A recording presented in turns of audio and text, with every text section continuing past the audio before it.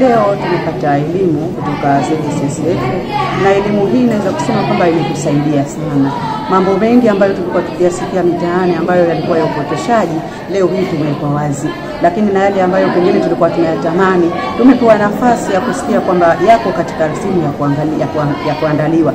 Kwa hivyo tumepata elimu ambayo kwa kweli tunaweza tukaifikisha kwa wenzetu kutokana na hii dhana sahihi ya mfuko wa hifadhi, kwamba tunalengwa kutusaidia nini? Kutusaidia mafao yetu katika nyakati tofauti, ukiwa katika labda uzazi, ukiwa katika hali ya urithi, ukiwa una mafao katika pengine labda hali ya ulemavu, kuumia kazini. Kuna maeneo mengi ambayo yamezungumzwa. Kwa hivyo leo ni elimu tosha, elimu ambayo tunaahidi kuichukua na kuifikisha kwa jamii. Tutawaelimisha walimu wenzetu, lakini tutaelimisha vijana wetu na tutaielimisha jamii.